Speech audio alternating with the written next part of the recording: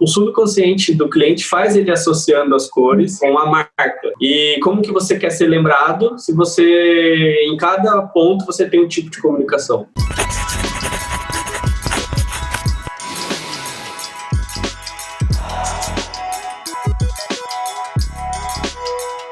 Olá, sejam bem-vindos ao Comunicar Inspira. Hoje a gente recebe aqui um amigo, Leonardo Carvalho, para poder conversar sobre brand aplicado a vídeos, né? Esse desenvolvimento, essa construção de marcas pensada nos vídeos. O Léo, ele é formado em publicidade, é designer gráfico e atua como assistente de marketing na Degraus, numa empresa do Grupo Loxan. Léo, é muito bom a gente, enfim, conseguir gravar o nosso episódio aqui, né? As luzes da cabana em São José não estavam contribuindo. Pois é. Toda vez que a gente tenta gravar chove. Pois é. Mas que bom que saiu, estava bem ansioso de participar. Como eu falei agora há pouco, assistindo ao conteúdo que vocês já liberaram, com tanta gente boa, né? Isso deixa a gente, assim, bem feliz. Legal, Léo. Vamos lá, então. Para vocês poderem entender um pouco sobre a participação do Léo aqui no nosso episódio, eu conheci ele prospectando a empresa onde ele trabalha. Não temos uma relação, né, de empresas parceiras, não é meu cliente, mas a gente criou uma empatia muito grande nessa questão de trabalhos. E aí, trocas de inbox ali no Instagram, eu percebi no Léo assim, esse potencial, principalmente no que a gente falava de improvisar na parte de vídeos. A gente sempre conversando e discutindo sobre o quão é importante a aplicação das marcas em vídeos, e eu lancei esse desafio. Eu falei, Léo, quero que você venha participar com a gente do Comunicar Inspira, e vou colocar uma pauta aqui que eu já procurei conteúdo e não tenho achado, que é a gente falar sobre essa construção da marca, né, hoje, pensando nela ser responsiva ali pro mobile, tudo, mas pensando nela também ser aplicada na parte de vídeos. Por quê? Nós já encontramos situações aqui onde o cliente, né, fechou um job pra gente fazer um vídeo, na hora que a gente recebeu ali a identidade visual dele, não tinha nada ornando, não tinha nada pensado, GC, não era nada pensado assim, nessa aplicação dela em vídeos. E aí, eu queria que você comentasse um pouco, Léo, sobre como que você enxerga essa importância das marcas serem desenvolvidas hoje, pensadas para o mobile e também nessa parte de vídeos. Bom, vamos lá. Hoje a gente sabe que a maioria das pessoas estão conectadas através de um celular, né? Antigamente era comum as pessoas só acessarem a internet mais à noite, em casa, e hoje não. Hoje essa realidade está aí na palma da mão, e o que antes era só informação, hoje acaba sendo bastante publicidade. As empresas estão se adaptando, né? Então você vê aí empresas bastante clássicas que estão correndo atrás do tempo, modernizando suas marcas para que elas fiquem cada vez mais responsivas. E o conteúdo de vídeo hoje, ele é um dos conteúdos mais consumidos. O YouTube, ele é o segundo mecanismo de busca mais visitado, né? E é engraçado, mas se você digitar lá como fazer, a sugestão que ele te dá lá de coisas que as pessoas pesquisam, com base no que as pessoas pesquisam, é infinito, né? Diversas possibilidades. E as marcas, como você falou, elas têm que começar a projetar a sua identidade visual também nesse conteúdo. Igual lá na Degraus, por exemplo, a gente tem o nosso estúdio de gravação, e todos os elementos ali no estúdio foram pensados em cima das nossas cores, em cima da nossa identidade visual. Então a gente tem uma parede num tom cinza, que é uma das cores da marca, os móveis nos tons vermelhos. A gente sempre coloca ali alguma informação, algum equipamento, um adesivo nas cores, sempre tentando levar um pouco dessa nossa identidade visual para dentro do vídeo, porque isso acaba se tornando uma característica, né? As pessoas, elas assimilam muito uma marca através das cores, né? Fora a parte de sensações, de psicologia das coisas que tem por trás aí. É um mundo bem que dá para se aprofundar bastante. Aí, falando sobre vídeos, você citou o YouTube, mas hoje existem inúmeras formas de vídeo, né? Então a gente tem ali o vídeo no YouTube que vai seguir o padrão wide, tem os stories, os status, né? Então tudo tem que ser pensado e adaptado ali. Por exemplo, até olhando aqui, o que você falou, essa questão do cenário, da composição, eu achei isso muito interessante.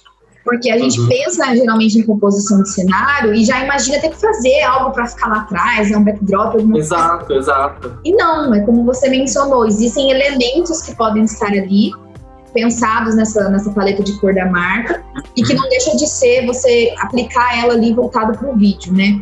Como que você vê essa importância da identidade, ela estando presente dentro de tudo no que se refere a vídeo?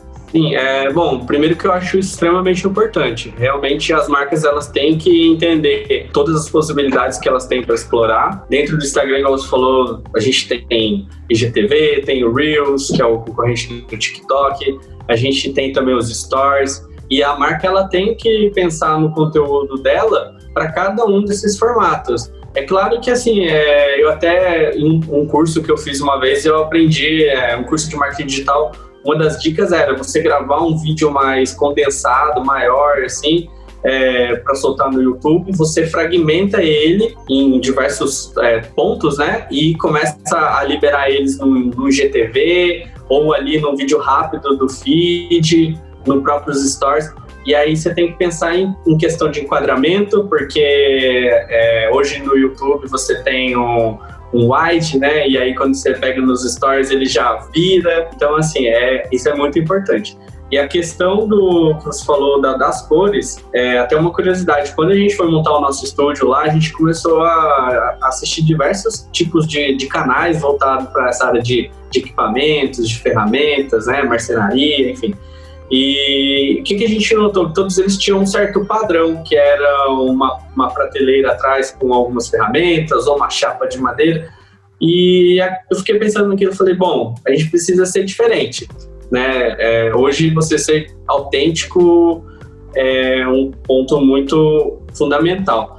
E como que a gente vai transmitir isso através do nosso estúdio? Como que a gente vai passar isso utilizando nossas cores? E aí o meu gerente, eu e ele, a gente foi na Leroy, a gente comprou um papel de parede com a cor da empresa, colocou lá os móveis. E hoje, assim, se você pesquisar sobre o nosso segmento, por exemplo, através das cores você já consegue identificar que aquele conteúdo é nosso. Então, assim, olha a importância que você tem com detalhes, né, que você tem que ter atenção, a importância que você tem ao montar um cenário, por exemplo, coisa que muitas vezes a pessoa pega, faz um catadão ali, pega um elemento aqui, um elemento ali, e na verdade não, você tem que ser estratégico até nessa hora, nesse ponto. E para levar isso para as redes sociais também, a questão da identidade visual, que é muito importante, né, eu como designer gráfico falo para os meus clientes, a paleta de cores ela é fundamental, você tem que levar isso para tudo que você vai fazer, seja na construção do seu prédio, por exemplo, vai pintar uma parede, você tem que levar isso em consideração, porque o subconsciente do cliente faz ele associando as cores, né, com a marca. E como que você quer ser lembrado se você, em cada ponto, você tem um tipo de comunicação? Então, essa ideia de padronizar, de usar as cores a seu favor, eu acho extremamente importante, independente de onde você vá utilizar elas.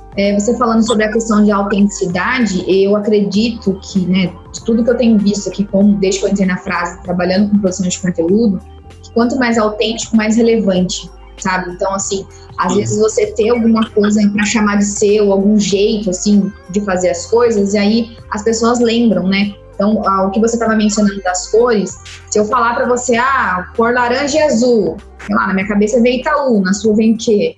Né? Então, assim, a gente vê que essa questão das cores, elas estão já bem enraizadas e tem ciência, tem estudo por trás disso, né? Aí agora, a gente falando ainda sobre essa questão, você falou de aplicar a marca, né, em todos esses pontos de contatos, né, desmembrar esses pedacinhos, esses fragmentos de cor, de elementos, né, seja no ambiente, seja no vídeo. A gente vai entrar numa questão da experiência da pessoa, né, com a marca, principalmente no mobile. E aí, vamos falar de conceitos de UX e UI, né, que chegou com mais força cada vez mais, né, as marcas estão se preocupando nessa questão da experiência, né, do usuário, da interface que ele vai estar, justamente para não acontecer isso que você falou. Eu tenho um relacionamento com a marca, mas, por exemplo, na hora que eu entro no site, parece que eu estou num ambiente diferente. Ou eu estou usando um sistema e aí você olha e fala, nossa, mas é a mesma empresa, né? Fica essa percepção. Como que você enxerga essa parte dos conceitos, né, de experiência de usuário, principalmente nos dispositivos mobile? A gente tem mais da metade das pessoas usando os dispositivos mobile. Então, como que você enxerga a aplicação do UX e UI dentro desses conteúdos responsivos e da marca também ali pensada nos vídeos, né? Bom, vamos lá. UX e UI, como você falou, está em altíssima, eu diria. Eu tenho visto muito designer gráfico migrando para a parte de UX e de UI. Não que seja correlacionada, mas assim, quando você já está acostumado a entender a composição da identidade visual, né, a questão das cores, você acaba tendo uma certa facilidade ali na hora de pensar na experiência do seu usuário. E como você falou, as marcas estão investindo pesado nisso, né? Eu acompanho conteúdos do Richard, que ele se eu não me engano, ele é o gerente de UX da Volkswagen. O cara tem muito conteúdo bom no Instagram dele. Depois eu passo o arroba certinho para vocês. E assim, ele mostra como eles utilizam essa parte de UX até mesmo nos carros da Volkswagen, né? Olha. Porque a tecnologia vai avançando. Hoje em dia, nos carros, você já tem acesso à internet, por exemplo. Então, nada impede que daqui a uns anos você vá acessar sua rede social na hora que você estiver parado ali dentro do seu carro sem fazer nada, no próprio painel, né? Mais um ambiente para as empresas começarem a pensar, a criar conteúdo, né? E essa parte de conteúdo responsivo, ela é extremamente importante, porque a partir do momento que o seu cliente ele vai acessar o seu site, por exemplo, com o celular dele, ele quer ter ali uma experiência boa, ele quer ter, tipo assim, um lugar com uma experiência fluida, né? Ele quer saber onde está cada coisa, não quer entrar ainda tudo bagunçado e no computador tudo bonitinho, né? Então, assim, tem que ser pensado tudo nisso. Então, igual você falou em relação aos vídeos, o que seria essa responsividade dos vídeos, por exemplo? Hoje você tem celular, você tem tablet, você tem computador, são diversos tipos de telas. Hoje em dia as TVs também tem, as Smart TVs. Então você tem diversos tipos de telas onde você vai consumir conteúdo. A marca precisa pensar em tudo isso, a empresa, né, ela precisa pensar em tudo isso. A construção do conteúdo dela, da marca, ela tem que se adaptar a todos esses tipos de telas. Quando a gente vai colocar, por exemplo, uma capa no YouTube, né, no canal do YouTube, o próprio aplicativo te mostra o formato que você tem que colocar e como ele vai ficar, a visualização dele na TV, ou no celular, ou no tablet. Tem toda essa questão, né? Ou corta mais um espaço, deixa mais largo, enfim. E tudo isso tem que ter bastante cuidado, porque é a forma que você vai transmitir as suas informações, o seu conteúdo, o seu contato para os seus clientes. Você falou uma coisa que me lembrou algo. Eu estava lendo, né, nessas minhas montagens de roteiro aqui para as entrevistas, acho que foi quando eu estava montando o seu, falando, existe uma diferença entre o responsivo e o mobile, né, que a gente está falando sobre o termo. Então, assim, quando um conteúdo ele é pensado para o mobile, ele é pensado para leitura no celular, né, para uma leitura móvel, como você falou. Daqui a pouco os carros vão ter ali, vai ser um dispositivo mobile, você tem que consumir algum conteúdo ali. Agora, quando a gente fala desse conteúdo ele ser responsivo, quer dizer, ao lance de se ajustar às telas. E aí eu vou te falar de uma coisa que a gente está passando aqui de dificuldade e estamos tentando organizar. Então, por exemplo, a gente faz um vídeo pensado no formato de IGTV. Só que no meu celular, ele fica belezinha. Aí vai, por exemplo, o Gabriel que trabalha comigo, abre um dele que é iPhone, fica diferente. Aí no outro que é Samsung, fica diferente. Por conta das dimensões da tela, né? Então, esses dias a gente fez um vídeo que era no formato wide e o cliente pediu, o vídeo foi pensado para o YouTube, mas pediu para ser publicado no Instagram. Aí a gente falou, olha, dá para fazer porque o Instagram, na hora que você virar a tela, vai ficar wide. Cortava o vídeo. Aí o que a gente está tendo que fazer agora? Trabalhar mais com esse respiro nas bordas, vamos assim dizer, porque dependendo da tela, né, aí assim a gente vai pensar num vídeo no formato responsivo para que na hora que ele vire ou ele se ajuste, realmente a informação fica ali no centro, desconsiderando esse respiro das bordas. E aí você falando do YouTube, é o maior desafio que a gente tem aqui, apesar, né, dessas plataformas, elas mostrarem pra gente, olha, é assim que seu conteúdo vai ficar no mobile, né? É assim que fica. Pô, você sabe como é chato que ajustar a capa pra YouTube. E arruma lá. Arruma aqui, aumenta. Então, assim, eu tenho sugerido para os nossos clientes, aí você é designer, sabe bem melhor do que eu, trabalhar com coisas mais simples, aquele conceito Valhalla, sabe? Tipo, vai simples ali, Sem nada muito assim de contexto, nada que fique nas bordas, mas mesmo assim a gente sabe que tem gente que insiste ainda em querer aquela, né, cheia de informação. Mas esse conceito que você falou aí é uma tendência que está muito forte, que é o minimalismo, né? Isso. Hoje em dia o minimalismo está muito em alta. Eu particularmente adoro, eu acho que o simples é o suficiente, né? Antigamente você via essas publicidades que eram, por exemplo, um impresso que era cheio de elementos. Até você transmitir o que você queria para o seu cliente, ele já perdeu muito tempo ali. E hoje, com o advento aí da tecnologia, as pessoas querem coisas rápidas. Ela quer pegar o celular, ver a informação e pronto. Ela não vai ficar ali um tempão lendo e tudo. E essa questão que você falou das telas, por exemplo, dos celulares, é muito engraçado, mas eu também passei um tempo atrás por isso. Eu crio conteúdo para uma pizzaria aqui de São José, né? Eu faço os posts das redes sociais e assim, o formato do feed, o quadradinho, ele é quadradinho em todos os tipos de celulares, isso não muda. Porém, os stories, eles têm uma alteração. Igual você falou, a tela do iPhone, por exemplo, ela é um pouquinho mais larga, coisa de meia polegada, do que um celular da Samsung. O formato da tela é diferente, né? E eu fiz uns testes e eu notei que o conteúdo que eu estava produzindo para o meu cliente, no meu celular ficava de um jeito, no celular de outra pessoa ficava de outro jeito, estava cortando informação. Então, uma das alternativas que eu achei para isso foi justamente, como você falou, deixar uma área de respiro maior. E, assim, de forma pessoal, e até uma das coisas que eu venho me adaptando aí aos últimos tempos, né? Eu gosto muito de compartilhar, por exemplo, eu vou fazer uma pedalada, eu gosto de compartilhar no meu Instagram a tela do meu aplicativo. Porém, eu deixo uma borda de respiro porque eu também gosto de colocar no status do WhatsApp. E no status do WhatsApp, o próprio aplicativo, ele dá uma espécie de um zoom na imagem. Então você perde informação. Então eu comecei a diminuir um pouquinho a postagem ali no Stories, deixando uma área maior, para na hora que eu salvar aquela imagem e colocar no WhatsApp, ele já ficar certinho. E agora você pensa, isso é uma coisa pessoal boba, mas quando você vai pensar num conteúdo para um cliente que é extremamente importante, se você não levar esse detalhezinho bobo em consideração, cara, você pode arruinar o seu projeto, né? A ideia de transmitir a mensagem pode ser arruinada. Então, assim, são coisas, detalhes que a gente que é dessa área mais criativa tem que tomar muito cuidado, tem que estar atualizado, né? Todo ano, no começo de cada ano, eu sento, pego lá um formulário e vejo, assim, quais são os formatos das redes sociais de 2020, para tentar trabalhar em cima daquilo, né?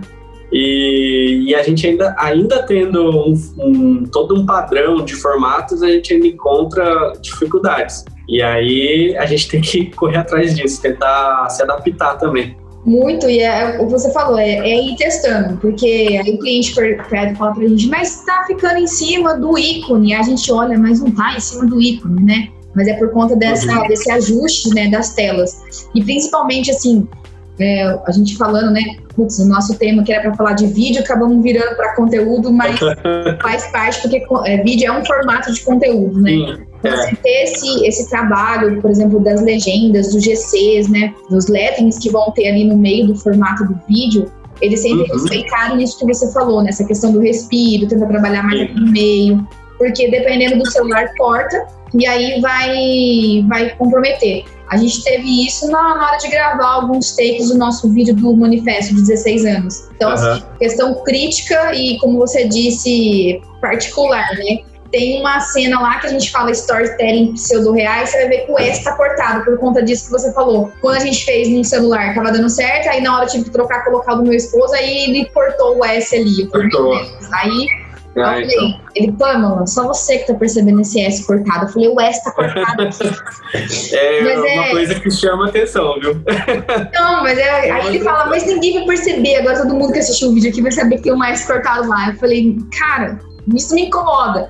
Mas são ajustes finos e que vem com a experiência, que a gente vai olhando e que talvez as pessoas passem desapercebido, mas pra gente que trabalha com brand, que trabalha, né, com todo esse cuidado do aspecto, como você falou, para que não tenha nenhum ruído que interfira ali no objetivo da comunicação a ser transmitida, pra gente isso faz total diferença. Sim, com certeza.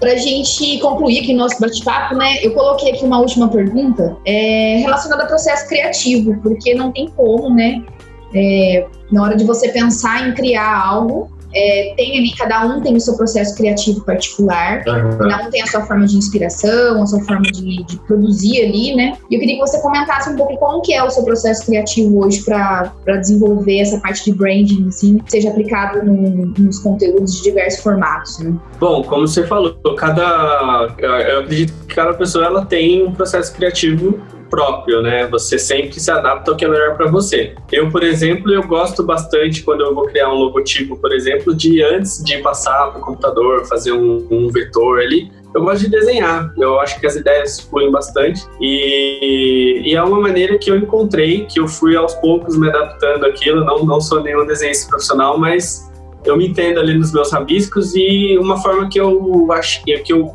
percebi que as ideias fluem muito mais para mim, por exemplo. E incluir isso no meu processo criativo, né? Eu gosto de fazer muita pesquisa, de ver muita referência e, por incrível que pareça, eu já vi muita gente falando que não faz, mas eu, por exemplo, eu gosto sim de conhecer os concorrentes do meu cliente, eu gosto de ver o que eles estão comunicando. Eu conheço profissionais da minha área que pensam em empresas, por exemplo, eu vou fazer a identidade visual de uma pizzaria. Bom, vou pegar marcas que eu gosto de outros segmentos, vou analisar o que eles fazem e quero fazer alguma coisa parecida. Beleza, eu também faço isso, mas é legal você saber o que os concorrentes do seu cliente estão fazendo para que você justamente faça o oposto, né? Afinal de contas, isso faz parte até da estratégia da própria empresa, né? Que é aquela pesquisa de mercado, entender quais são quais os pontos fortes e os fracos do seu concorrente para você, né, ir se encaixando. E eu trago isso também para o meu processo criativo. Para a parte de conteúdos de vídeo, eu gosto de sentar com calma para escrever roteiro, né, escrevo na mão ali mesmo, depois eu venho no computador, pesquiso bastante, assisto vídeo de concorrente, assisto vídeo de fornecedor, sempre para tentar pegar o máximo de informação possível e aí sim fazer uma peneira, ver o que vai ser relevante para aquele conteúdo que eu quero fazer, que eu quero criar, e o que não vai ser, o que eu posso deixar de lado, o que é importante estar lá. E até uma conversa recente que eu tive lá com o meu gerente, a gente tentando mudar um pouquinho o foco dos nossos conteúdos, que era pensar mais ainda no cliente, tentar se colocar no ponto de vista do cliente e falar, o que eu queria saber, por exemplo, de um equipamento que eu não sei, o que seria interessante eu ver. Porque assim, quando eu, por exemplo, vou fazer um conteúdo de equipamento, o que você pensa? A primeira coisa, vou entrar no site do fornecedor, vou ver dados técnicos, vou informar aquilo. Mas muitas vezes o cliente ele não quer saber de dados técnicos, ele quer saber, por exemplo, como ele vai utilizar aquele equipamento ou aonde ele pode utilizar. E tudo isso eu trago para parte do meu processo criativo. Acho que de maneira resumida é bem isso. Vou te dar uma dica. Assiste na nossa primeira temporada.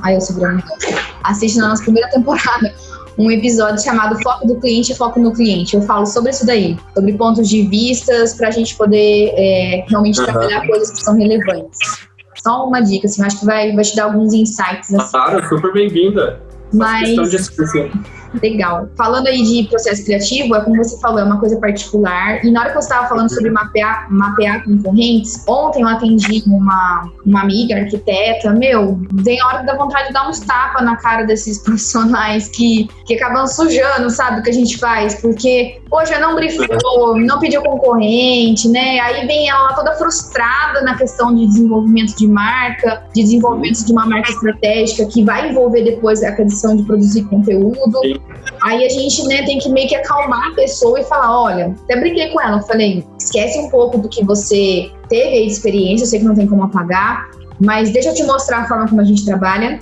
E aí, se você sentir essa segurança, se você quiser dar esse voto de confiança, aí a gente volta a conversar. Mas é justamente isso que você falou de concorrentes, aí eu colocaria até mais uma coisa, olhar assim, não sei quem você comentou, empresas que não tenham a ver com segmento, isso é muito legal, porque muitas vezes, ontem eu estava fazendo pesquisa de referência para um projeto que está envolvendo aqui vídeo, e aí eu fiquei pensando, da onde que eu vou tirar a inspiração? Então assim, atualmente, eu tenho procurado muitas referências em inglês, né? Em outras línguas, realmente, em alemão, em russo, nem falo, mas vou lá pro Google e me viro. Para poder ver como é esses conteúdos nesses outros mercados, vamos assim dizer, né? Até mesmo assim, uma questão de posicionamento internacional nosso, então está sendo necessário conhecer como é. E aí eu encontrei um vídeo super legal, era de um negócio de skate, tipo um negócio de skate lá, eu falei, cara, e dá para aplicar para o cliente. Então assim, quando você imaginar que o negócio de skate dá para aplicar para o cliente ali e tudo, mas para ter essa pesquisa de referência e despertar os insights criativos, né? Eu acho que quanto mais a gente consumir, vai parecer doideira, mas esses dias eu precisava escrever um post. Um e-mail. Aí o Matheus que trabalha comigo, ele falou assim, o que você tá vendo? É vídeo de crochê? Aí eu falei, eu preciso desbloquear. Eu falei, eu preciso ver coisa que... Cara, eu não tive um site ali vendo o vídeo da mulher ensinando a dar ponto de crochê. E eu falei, assim vai. Então, assim, ponto que...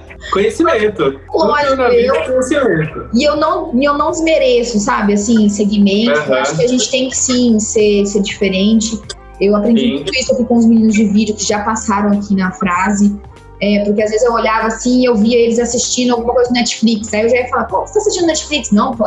Tô pesquisando referência de enquadramento, de fotografia, não sei o que lá. E eu falei, tá. E assim, assistir filmes e séries, documentários, é uma coisa que enriquece muito a gente nessa hora de criar e trazer esses insights, como você falou, de pensar nos elementos, na aplicação da marca ali no cenário, na forma como vai entrar, em questão de letra, de GC, de caixas, de textos, enfim, todas essas coisas que a gente falou, desenvolver a marca ali voltada para vídeos. Certo. Só para completar aí um ponto que você falou do Netflix, né? Lembrei de uma coisa aqui que eu li esses tempos atrás, achei muito interessante. Eu fui pesquisar o que uma pessoa precisava para poder legendar, fazer a tradução, né? A legenda dos filmes e séries do Netflix. E assim, não basta só a pessoa ter um conhecimento na língua. Ela também tem que ter, eu não lembro qual que é o nome da palavra, mas assim, a pessoa ela tem que ter, o Netflix ele gosta de pessoas que têm um tipo de sensação, tipo um feeling assim, porque muitas vezes a tradução ao pé da letra, ela não vai passar uma sensação que aquela cena daquele momento da série ou do filme precisa. Então a pessoa, além de ter conhecimento na língua, ela precisa ter esse feeling de fazer uma tradução que vá passar exatamente aquele sentimento, aquela sensação, né? Porque você imagina só, você vai assistir uma série de comédia, por exemplo, não sei se você já fez isso, inclusive até vou te indicar a fazer, colocar num stand-up de algum americano, por exemplo, com legenda, você não consegue dar risada. Você não dá risada. Por quê? Porque a legenda, a tradução não passa a sensação que o cara tá passando ali, né? Ao contrário de você...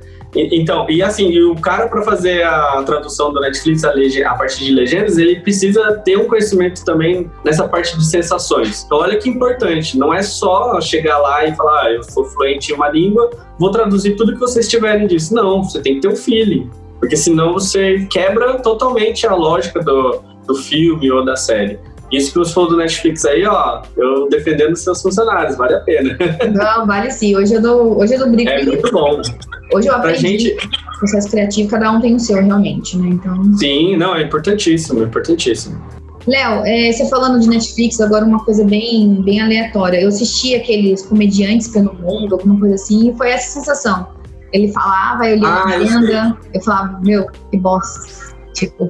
Exatamente. Isso. Não, o público dando risada. E você assim. O cara, tipo, super empolgado, passando uma sensação, mas só que você lendo a legenda, você não consegue sentir aquilo. Então, é muito importante. Sensação, hoje em dia, é tudo. Até a parte de UX e UI é isso, é você causar sensações, né? Eu faço parte de um grupo de Telegram de marketing digital. E esses dias o cara postou isso, que emoções e sensações são o que vendem hoje. Você causar essa sensação, você causar uma sensação, você causar uma emoção no seu público é um ponto-chave na hora da decisão de compra dele. Eu acho que é o lance da experiência, né? Então, assim, a experiência ela pode ser uma sensação boa, pode ser uma sensação ruim, pode trabalhar ali com uma emoção divertida, uma emoção triste, uma emoção de frustração, e aí cada um vai ter na sua percepção, a sua experiência ali. Sim. Que cada vez mais as marcas elas estão sim preocupadas, né? Tanto que o conceito de UX é a experiência do usuário e o UI é a interface desse usuário. É a evolução natural do marketing, né? Antigamente o marketing ele era focado no produto e hoje o marketing é focado no cliente. Pessoa. Então, assim, acho que isso já resume tudo, a questão da experiência do usuário. E as marcas tentarem fazer cada vez mais produtos, serviços voltados para o cliente, não para o produto em si. Eu não sei aonde que eu vi que falava assim, acho que foi, não sei se foi naquele documentário do Dilema Social lá, não sei se você assistiu da Netflix, do Dilema das Redes. Eu não sei se foi lá ou se foi em outro lugar, mas que falava assim que o usuário, o termo correto é você falar pessoas, né? Porque por mais que a gente fale, usuário, são pessoas. As pessoas, elas têm sentimentos, elas têm vontades, elas querem ter as melhores experiências, né? Mas você falou isso daí de usuário, eu lembrei disso, acho que foi nesse... Nossa, mas um belo ponto de vista, inclusive. É porque eu convivo muito com o pessoal de TI da empresa e eles falam se referem aos usuários. E até mesmo na hora do login, vocês dizem lá, né? Usuário, né? Ou username, né? Léo, foi muito bom a gente conversar aqui, né? Falar sobre a sua experiência, trazer aqui a sua contribuição para o nosso episódio de hoje. Gostei muito de receber você, de enfim a gente conseguir gravar. Obrigado. É sempre um prazer conversar com você. Eu sempre saio assim cheio de ideias e é muito bom compartilhar nossas experiências, viu? Tá bom, eu que agradeço mais uma vez o convite. Como eu falei para você, eu me sinto muito feliz de participar, principalmente agora que eu vi o time que vocês chamaram para fazer parte desse conteúdo. E eu fiquei realmente muito feliz porque a gente se sente valorizada, né? É um feedback de que o meu trabalho tem contribuído e tem chamado a atenção de alguma forma. Isso é muito legal, isso para qualquer profissional é fundamental pro crescimento, para a evolução. Como você falou um ponto ali, a gente ia começar falando sobre vídeos e já migrou totalmente, acabamos em Netflix, mas é porque realmente essa nossa área é uma área muito rica, muito, muito grande, com muito tipo de conhecimento. E tudo isso faz parte do nosso dia a dia, né? Então, naturalmente, a gente começa a falar de uma coisa e já termina em outra. E se deixar, a gente não vai longe. Isso aí. Muito obrigada mesmo pela sua participação. E você que nos acompanhou até aqui, eu agradeço imensamente a audiência e espero amanhã você aqui de volta num outro episódio com mais um convidado trazendo um tema relevante relacionado ao nosso mercado da comunicação. Tchau, tchau. Até amanhã. Tchau, Léo. Tchau, obrigado.